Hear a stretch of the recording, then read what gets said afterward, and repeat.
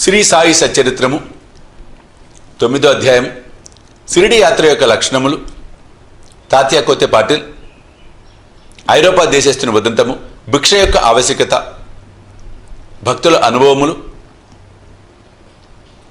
తర్కడ్ కుటుంబము ఆత్మారాముని భార్య బాబాకు సంతుష్టిగా భోజనం పెట్టుట ఎట్లు ఈ అధ్యాయంలో ఇవన్నీ కూడా వస్తాయి. షిరిడి యాత్ర యొక్క లక్షణములు షిరిడి సందర్శనంలోని ఒక ప్రత్యేక విశేషమున బాబా అనుమతి లేనిది ఎవరు షిరిడి విడవలేకుండిరి. బాబా అనుమతి లేక ఎవరైనా షిరిడి విడిచి వెళ్ళినచో వారు ఊహించని కష్టములు కొని తెచ్చుకున్నవారు అగుచుండిరి. బాబా ఎవరినైనా బయలుదేరుడని సెలవిచ్చిన తర్వాత ఇక షిరిడిలో ఉండరాదు. సెలవు తీసుకున్నట్టుకు బాబా వద్దకు భక్తులు పోయినప్పుడు బాబా వారికి స్పష్టముగాను లేక సూచనప్రాయంగాను కొన్ని సలహాలు ఇచ్చేటివారు. బాబా ఆదేశానుసారము నడిచి తీరవలేను. వ్యతిరేకంగా పోయినచో ప్రమాదం లేవో తప్పక వచ్చుచుండేటివి. ఈ దిగువ అట్టి ఉదాహరణ కొన్ని ఇచ్చుచున్నాను. తాత్యా కోతే పాటిల్ ఒకనాడు టాంగాలో కోపర్గాంలో జరుగు సంతకు బయలుదేరును. హడావుడిగా మసీదుకు వచ్చి బాబాకు నమస్కరించి కోపర్గాం సంతకు పోవుచుంటునని చెప్పాను. బాబా అతనితో తొందరపడవద్దురా, కొంచెం ఆగుము, సంత సంగతి అటు ఉండనివ్వుము, ఊరు విడిచి అసలు బయటకు పోవలదు అనెను. సంతకు వెళ్ళవలను అన్న తాత్య ఆతురతను చూచి కనీసము శ్యామానైనా వెంట తీసుకుపోమ్మని బాబా చెప్పాను. బాబా మాటలు లెక్క చేయక తాత్య హుటాహుటిన టాంగా నెక్కి కోపర్గాం బయలుదేరను. టాంగాకు కట్టిన 2 గుర్రములలో ఒకటి 300 రూపాయల ఖరీదు పెట్టి కొత్తగా కొన్నది. మిక్కిలి చురుకైనది. షిరిడి వదిలి సబుల్ విహీర్ దాటిన వెంటనే వడిగా పరిగెత్తసాగాను. కొంత దూరం పోయిన పిమ్మట కాలు మడతబడి అది కూలబడెను. తాత్యాకు పెద్ద దెబ్బలేమీ తగలలేదు, కానీ తల్లివలే ప్రేమతో బాబా చెప్పిన సలహా జ్ఞప్తికి వచ్చాను. మరొకప్పుడు కూడా ఇటులనే బాబా ఆజ్ఞను వ్యతిరేకించి కోల్హారు గ్రామమునకు ప్రయాణమై దారిలో టాంగా ప్రమాదమునకు గురి అయ్యను. ఐరోపా దేశస్థుని ఉదంతము బాంబే నుండి ఐరోపా దేశస్థుడు ఏదో ఉద్దేశంతో బాబా దర్శనార్థము వచ్చాను. తనతో నానా సాహెబ్ చందోర్కర్ వద్ద నుంచి తనను గుర్చిన ఒక పరిచయ పత్రము కూడా తెచ్చాను. అతని కొరకు ఒక ప్రత్యేక గుడారం వేసి అందులో సౌకర్యముగా బస ఏర్పాటు చేసిరి. బాబా ముందు మోకరిల్లిరి. వారి చేతిని ముద్దాడవలెనని కోరికతో అతడు 3 సార్లు మసీదులో ప్రవేశింప ప్రయత్నించాను. కానీ బాబా అతనిని మసీదులో ప్రవేశించుటకు నిషేధించాను. క్రిందగా మసీదు ముందు గల బహిరంగ ఆవరణలో కూర్చుండియే తనను దర్శించుకోవచ్చనిరి. అతడు తనకు జరిగిన అమర్యాదకు అసంతుష్టుడై వెంటనే షిరిడి విడువవలెనని నిశ్చయించెను. బాబా సెలవు పొందుటకు వచ్చెను. తొందరపడక మరుసటి దినం పొమ్మని చెప్పాను. బాబా తక్కిన వారు కూడా బాబా ఆదేశమును పాటింపమని సలహా ఇచ్చిరి. ఈ సలహాను ఖాతరు చేయక అతడు టాంగానెక్కి షిరిడి నుండి బయలుదేరును. మొదట గుర్రములు బాగుగానే పరిగెత్తినవి.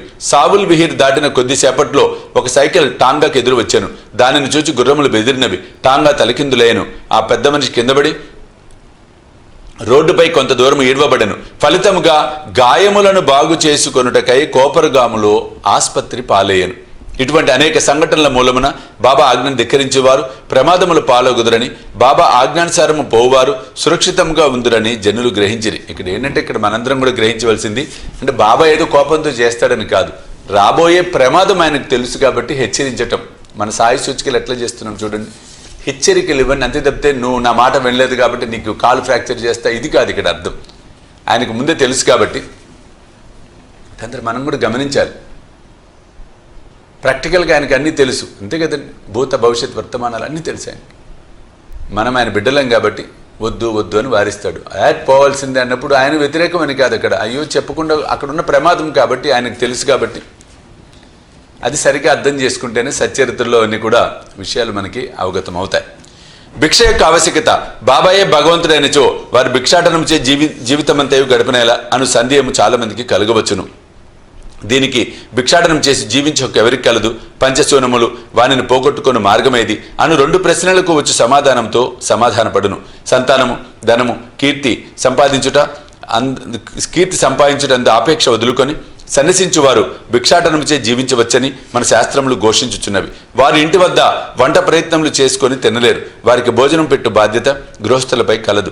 సాయిబాబా గృహస్థుడు కారు, వానప్రస్థుడు కారు. వారు అస్కలిత బ్రహ్మచారులు. బాల్యం నుండి బ్రహ్మచర్యమునే అవలంబించుచుండిరి. ఈ సకల జగత్తంతయు వారి గృహమే. ఈ జగత్తునకు వారు కారణభూతులు. వారిపై జగత్తు ఆధారపడి ఉన్నది. వారు పరబ్రహ్మ స్వరూపులు కాబట్టి వారికి భిక్షాటన చేయ హక్కు సంపూర్ణముగా కలదు. పంచశూనములు వానిని తప్పించుకుని మార్గములను ఆలోచించదము. భోజన పదార్థములు తయారు చేయుటకు గృహస్థులు 5 పనులు తప్పక చేయవలేను. అవి ఏమన్నా? దంచుట లేక రుబ్బుట, విసురుట, పాత్రలు తోముట, ఇల్లు ఊడ్చుట, తుడుచుట, పొయ్యి అంటించుట. ఈ 5 పనులు చేయనప్పుడు అనేక క్రిమి కీటకాదులు మరణించుట తప్పదు. గృహస్థులు ఈ పాపమును అనుభవించవలెను. ఈ పాప పరిహారమునకు మన శాస్త్రాలు 6 మార్గాలు ప్రబోధించుచున్నవి. బ్రహ్మయజ్ఞము, వేదాధ్యాయము, పితృయజ్ఞము, దేవయజ్ఞము, భూతయజ్ఞము, అతిథి యజ్ఞము. శాస్త్రములు విధించిన ఈ యజ్ఞములు నిర్వర్తించినచు గృహస్థులు మనస్సు పాపరహితంలోగును. మోక్ష సాధనకు, ఆత్మ సాక్షాత్కారమునకు ఇవి తోడ్పడును. బాబా ఇంటింటికి వెళ్ళి భిక్ష అడుగుటలో ఆ గృహస్థులకు వారు చేయవలసిన కర్మను బాబా జ్ఞప్తికి తెచ్చినట్టయినది. తమ ఇంటి గుమ్మం వద్దనే ఇంత గొప్ప ప్రబోధమును పొందిన షిరిడి ప్రజలు ధన్యులు. భక్తుల అనుభవములు. శ్రీకృష్ణుడు భగవద్గీత అందు శ్రద్ధాభక్తులతో ఎవరైనా పత్రము గాని, పుష్పము గాని, ఫలము గాని, నీరు గాని సమర్పించినచో దానిని నేను గ్రహించెదను అని నుడివెను. సాయిబాబాకు సంబంధించి ఇంకా సంతోషదాయముకు విషయమేమన్నా, తమ భక్తుడు ఏదైనా తమకు సమర్పించవలెను అనుకొనినా ఏ కారణము చేతైనను ఆ సంగతి మరచనుచో అట్టివానికి బాబా ఆ విషయము జ్ఞాపకం చేసి ఆ నివేదనను గ్రహించి ఆశీర్వదించువారు. అట్టి ఉదాహరణలు ఇక్కడ కొన్ని చెప్పబోచున్నాం. తర్కడ్ కుటుంబం. రామచంద్ర ఆత్మారాం ఉరఫ్ బాబాసాహెబ్ తర్కడ్ ఒకానొకప్పుడు ప్రార్థనా సమాజస్థుడైన తర్వాత బాబాకు ప్రియభక్తుడైనాడు. వారి భార్యాపుత్రులు కూడా బాబాను మిగులు ప్రేమించుచుండిరి. ఒకసారి తల్లి కొడుకులు షిరిడీకి పోయి అచ్చట వేసవి సెలవులు గడపవలెనని నిర్ణయించిరి. షిరిడీ పోవడం సంతోషదాయకమైనను కొడుకు మాత్రము దానిని మనస్ఫూర్తిగా ఇష్టపడలేదు. కారణమేమన్నా, తన తండ్రి ప్రార్థనా సమాజమునకు చెందినవాడు ఒకటిచే ఇంటి వద్ద బాబా యొక్క పూజ సరిగా చేయకపోవచ్చని సంశయించాను. కానీ బాబా పూజను తాను నియమానుసారం సక్రమంగా చేసేదనని తండ్రి వాగ్దానం చేటుచే బయలుదేరాను. శుక్రవారం రాత్రి తల్లి కొడుకు బయలుదేరి షిరిడి వచ్చిరి. ఆ మరుసటి దినం శనివారం నాడు తండ్రి యొక్క తర్కడ్ పెందలకడనే నిద్రలేచి స్నానం చేసి పూజను ప్రారంభించుటకు ముందుగా బాబా పటంనకు సాష్టాంగ నమస్కారం చేసి ఏదో లాంఛనము వలే కాక తమ కుమారుడు చేయనట్లు పూజను శ్రద్ధగా తనచే చేయింపవలసినదని ప్రార్థించెను. ఆనాటి పూజను సమాప్తి చేసి నైవేద్యంగా కలకండ నర్పించెను. భోజన సమయం ముందు దాన్ని పంచిపెట్టెను. ఆనాడు సాయంత్రము, ఆ మరుసటి దినము అనగా ఆదివారం నాడు పూజ అంతయు సవ్యముగా జరిగెను. సోమవారం కూడా చక్కగా గడిచెను. ఆత్మారాముడు ఎప్పుడిట్లు పూజ చేసి ఉండలేదు. పూజ ఎంతయు కొడుకునకు వాగ్దానం చేసినట్లు సరిగా జరుగుచున్నందున సంతసించెను. మంగళవారం నాడు పూజ ఎప్పటి వలె కలిసి సలిపి కచేరీకి పోయాను. మధ్యాహ్నం ఇంటికి వచ్చి భోజనముకు కూర్చున్నప్పుడు అక్కడ ప్రసాదము లేకుండాట గమనించెను. నౌకరును అడుగగా ఆనాడు నైవేద్యం ఇచ్చుట మరచుడిచే ప్రసాదము లేదని బదులు చెప్పాను. ఆ సంగతి వినగానే భోజనమునకు కూర్చున్న ఆత్మారాం వెంటనే లేచి బాబా పటమునకు సాష్టాంగ నమస్కారం చేసి బాబాను క్షమార్పణ కోరాను. బాబా తనకు ఆ విషయమును జ్ఞప్తికి తేనందున నిందించెను.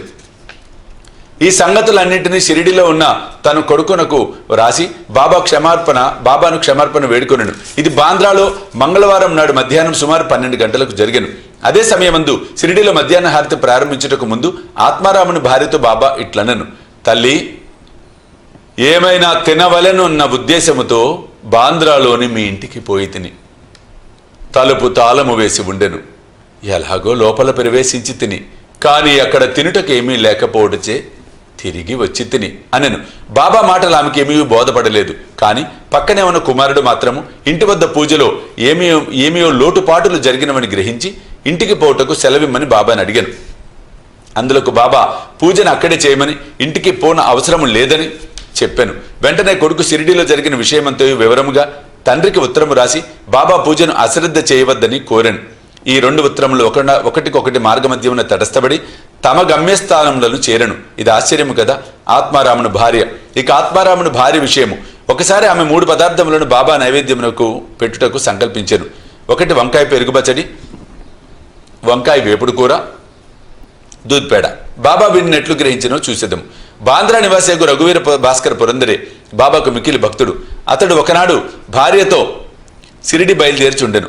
ఆత్మారాముని భార్య పెద్ద వంకాయలు 2 మిగుల ప్రేమతో తెచ్చి పురందరుని భార్య చేతికిచ్చి ఒక వంకాయతో పెరుగు పచ్చడిని, 2వ దానితో వేపుడు చేసి బాబాకు వడ్డించమని చెప్పాను. షిరిడి చేరిన వెంటనే పురందరుని భార్య వంకాయ పెరుగు పచ్చడి మాత్రం చేసి బాబా భోజనమునకు కూర్చున్నప్పుడు తీసుకుని వెళ్ళాను. బాబాకు ఆ పచ్చడి చాలా రుచిగా ఉండెను. కానీ దాన్ని అందరికీ పంచిపెట్టాను. వెంటనే తనకు వంకాయ వేపుడు కూడా అప్పుడే కావాలనని అడిగాను. ఈ సంగతి భక్తురాలు రాధాకృష్ణమాయకి తెలియపరిచిరి. అది వంకాయల కాలం కాదు కనుక ఆమెకేమి చేయాలో తోచుకుండెను. వంకాయలు ఎట్లు సంపాదించుట అన్నది ఆమెకు సమస్య అయ్యను. వంకాయ పచ్చడి తెచ్చినదెవరని కనుగొనగా పురంధరుని భార్యను తెలియడిచే వంకాయ వేపుడు కూడా ఆమె చేసి పెట్టవలని కబురు పెడిపిరి. అప్పుడు అందరూ వంకాయ వేపుడును బాబా ఎందులో కోరిరో తెలిసిరి. బాబా సర్వజ్ఞతకు ఆశ్చర్యపోయిరి. 1915 డిసెంబర్లో గోవింద బలరాం మాన్కర్ అనువాడు షిరిడీకి పోయి తన తండ్రికి ఉత్తర క్రియలు చేయవలెను అనుకొనెను. ప్రయాణమునకు పూర్వము ఆత్మారాముని వద్దకు వచ్చాను. ఆత్మారాం భార్య బాబా కోరికేమైనా పంపవలని అనుకుని ఇల్లంతే వెతికాను. కానీ ఒక్క పేడ తప్ప ఏమీ కనిపించలేదు. ఆ పేడ కూడా అప్పటికే బాబాకు నైవేద్యంగా సమర్పింపబడి ఉండెను. తండ్రి మరణించుడిచే గోవిందుడు విచారగ్రస్తుడై ఉండెను. కానీ బాబా ఎందున్న భక్తి ప్రేమలచే ఆమె ఆ పేడను అతని ద్వారా పంపాను. బాబా దాన్ని పుచ్చుకొని తినమని నమ్మి ఉండెను. పుచ్చుకొని తినునని నమ్మి ఉండెను. గోవిందుడు షిరిడి చేరాను. బాబాను దర్శించాను. కానీ పేడ తీసుకుని వెళ్ళుట మరిచాను. బాబా అప్పటికి ఊరుకుండెను. సాయంత్రం బాబా దర్శనంకి వెళ్ళినప్పుడు అతడు పేడ తీసుకుని పోవటం మరిచాను. అప్పుడు బాబా ఓపిక పట్టక తన కొరకేమి తెచ్చినావని అడిగాను. ఏమీ తీసుకురాలేదని గోవిందుడు జవాబిచ్చాను. వెంటనే బాబా, నీవు ఇంటి వద్ద బయలుదేరినప్పుడు ఆత్మారాముని భార్య నా కొరకు నీ చేతికి మిఠాయి ఇవ్వలేదా అని అడిగాను. కుర్రవాడిదంతా జ్ఞప్తికి తెచ్చుకొని సిగ్గుపడెను. బాబాను క్షమార్పణ కోరాను. బస్సుకు పరిగెత్తి పేడను తెచ్చి బాబా చేతికి ఇచ్చాను. చేతిలో పడిన వెంటనే బాబా దానిని గుటుక్కున మింగాను. ఈ విధంగా ఆత్మారాముని భార్య యొక్క భక్తిని ప్రీతిపూర్వకంగా స్వీకరించాను. నా భక్తులు నన్నెట్లు భావింతురో నేను వారిని ఆ విధంగానే అనుగ్రహించును అని గీతవాక్యము నిరూపించెను. బాబాకు సంతుష్టునిగా భోజనం పెట్టుటే ఎట్లు. ఒకప్పుడు ఆత్మారాం తర్కడ్ భార్య షిరిడిలో ఒక ఇంటి యందు దిగాను. మధ్యాహ్న భోజనము తయారయ్యాను. అందరికి వడ్డించిరి. ఆకలితో ఉన్న కుక్క ఒకటి మరుగుట ప్రారంభించాను. వెంటనే తర్కడ్ భార్య లేచి ఒక రొట్టె ముక్కను విసిరెను. ఆ కుక్క ఎంతో మక్కువగా ఆ రొట్టెను తినను. ఆనాడు సాయంకాలం ఆమె మసీదుకు పోగా బాబా ఆమెతో ఇట్లనను, తల్లి, నా కడుపు నిండా గొంతు వరకు భోజనం పెట్టినావు. నా జీవశక్తులు సంతృష్టి చెందినవి.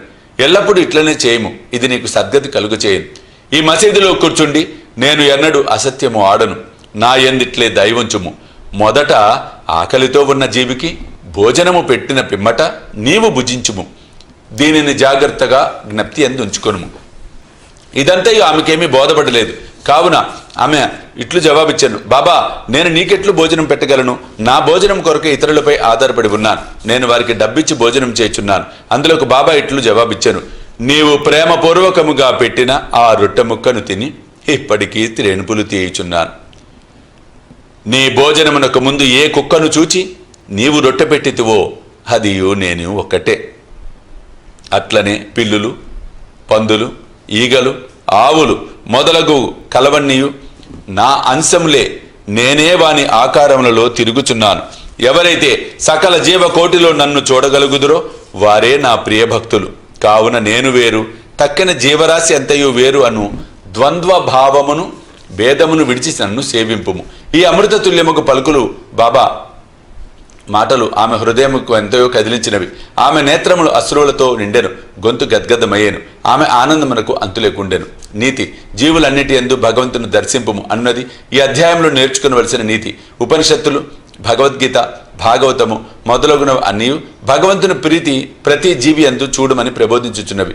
ఈ అధ్యాయం చివరి చెప్పిన ఉదాహరణ వలన ఇతర అనేక భక్తులు అనుభవముల వలనను సాయిబాబా ఉపనిషత్తుల్లోని ప్రబోధములను తమ ఆచరణ రూపమున చూపి అనుభవపూర్వకంగా నిర్ధారణ చేసి ఉన్నారని స్పష్టమగును.